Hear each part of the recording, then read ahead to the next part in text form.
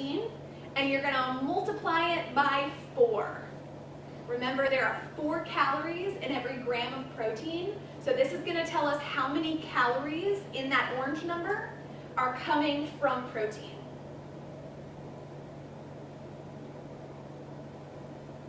All right, so once you get your total number of calories coming from protein, you can actually figure out what percentage that makes up. Okay, so if anyone remembers how to find percent, we take usually the smaller number, in this case, your protein calories divided by your total daily goal, the orange number, to figure out your percentage of protein in a day. All right? Is everybody finding, do you fit within 10 to 35, the giant range? All right, if you are on the low end of that range and you go through here and not everything else is filled up by other things, you can certainly eat a little bit more protein to fill in calories. But remember, that number you targeted is what you need for build and repair. Great. So these are some protein sources. So you can kind of see what they look like.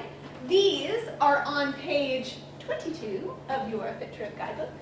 If you have not looked at this online or possibly printed it out, this is a wonderful resource as you go through this process. This kind of quantifies that protein for you, so you can see what does 60 grams of protein, 80 grams of protein actually look like in food.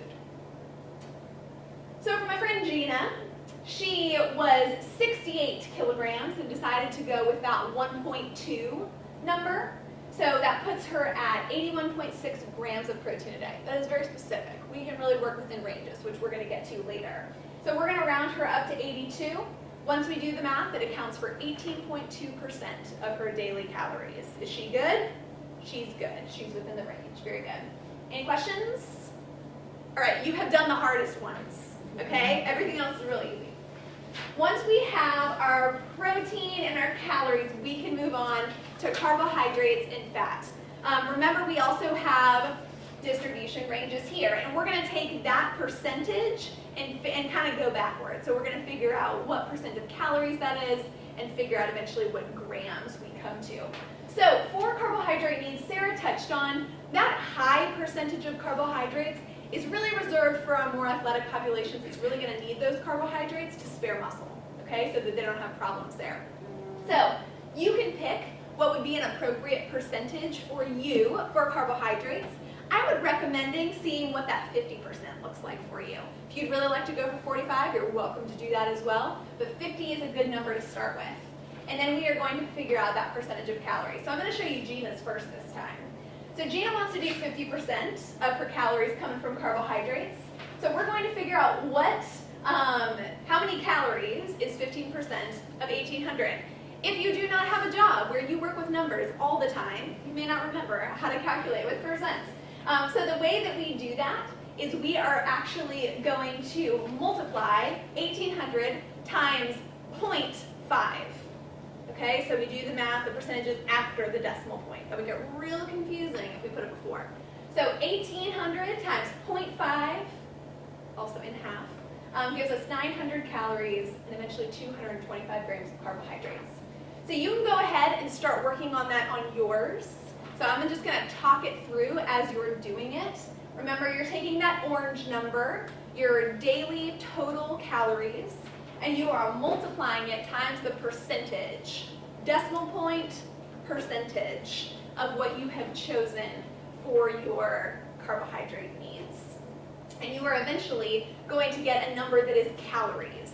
So the calories that are coming from carbohydrates as a part of that total. Once we have your number of calories, we remember that there are 4 calories in a gram of carbohydrate, right? So we are going to divide that calories, the carbohydrate calories number, by 4 to figure out about how many grams of carbohydrates you need in a day. All good? Awesome. Okay, we only have one thing left. What do we have left? Fat. Very good. So depending on where, oh, you also have carbohydrates in your FitTrip guidebook. It is on page 20.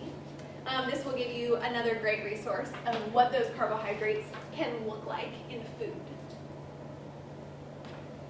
All right, determining fat. how you choose fat can go a little bit in accordance with what percentage your protein was, all right?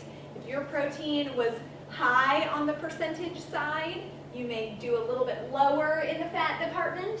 If your protein was pretty low, you may need that full 35% of fat. And if you need a little bit more, you can fill in that protein, remember. Okay, so you can go ahead and pick your percentage. Sarah touched on earlier that while fat makes up 20 to 35% of our total calories, we want to keep saturated fat at about 10% or less, because those are the healthy ones or the not healthy ones? Saturated fat, not healthy. Very good. That's why we're going to limit those. So I want you to go ahead and pick your percentage. A good one to start with here, if you kind of need a starting place, is 30%. It's a pretty average fat percentage. So for Gina, we're going to find 30% of her calories, again, decimal point 30, times 1,800, her number. And this is where it's different than protein and carbohydrates. There are 9 calories in each gram of fat. So this is a bigger one. So we're going to take those calories number of fat and divide that by 9 to find her total fat grams. And that is 60 grams of fat in a day. All right? And so for her, 10% would look like less than 20 grams of saturated fat in a day. So for you, you're going to follow the same thing. Orange number times percentage to get your calories coming from fat, and then your calories coming from fat divided by 9 to figure out your total fat gram goal. So many numbers. I told you it was going to feel like math class. All right, everybody good? We following? You got your numbers? Wonderful. Does anybody have any issues with making it equal 100?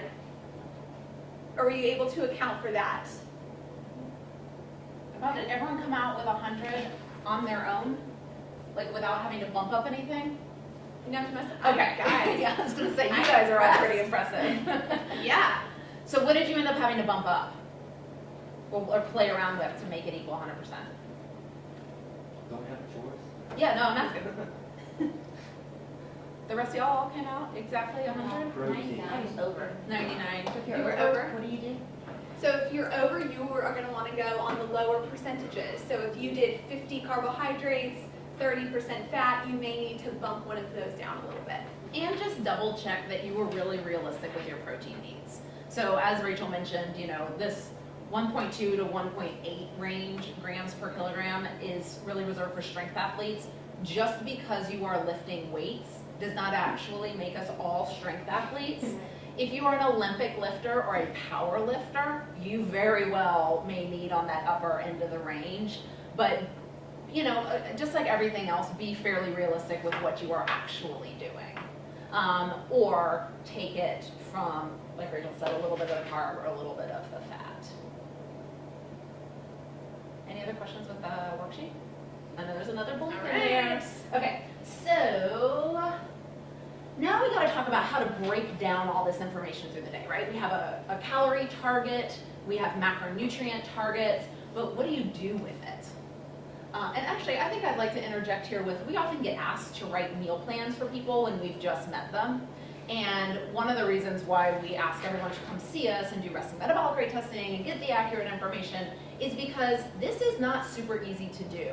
Has everyone sort of seen that so far? This is not snap your fingers piece of cake, and it's also not that one size fits all and that there's one meal plan, one 1,800 calorie meal plan that's perfect for everybody. Which is really why we wanted to do this year, to actually be able to provide you with the information to do it a little bit on your own. So, these are all my favorite things about nutrition. We often work with a lot of people that come in and are eating plenty of calories, but the timing is off. So in an ideal world, these are some of our sort of nutrition goals or nutrition rules, if you will, and one of them is to fuel for your day and not your sleep, okay? So if you are doing really good during the day, you're controlling your calories in your breakfast and you're controlling the calories in your lunch, and you get home from work and you turn into the Cookie Monster and you eat everything in your cabinet, you are probably not fueling as well for your day as you could. And I see this fairly frequently, especially in the work world, because we get really caught up with what we have to do during the day, And then as soon as a little bit of that stress goes away, it's free range in the pantry. So you want to think about your body, even though I know this isn't exactly accurate, but a little bit like a car. You wouldn't drive your car without putting gas in it. And it's really hard for us to use our body really well without fueling it well. So instead of, again, eating most of your calories in the evening right before you go to bed and sleep, you go into a resting, restorative state, start eating earlier in the day and making sure those meals are really solid. I always like to talk about like bulking up your AM calories. So this will also depend a little bit about when you're exercising, and we're going to get to the exercise stuff in a minute here. Let's say that you need 1,800 calories like Gina. An easy way to figure this out, if you're like, I don't really know where to start with this, is to take your 1,800 calories and sort of block it into 3 parts of the day. Breakfast, lunch, dinner. Some people need snacks too. Some people are great with breakfast, lunch, and dinner. So you can assume that you're going to need about a third of your intake for breakfast and maybe a snack, third of your intake for lunch and maybe a snack, third of your intake for dinner and maybe a snack. So that comes down to about 600 calories for each of those ranges.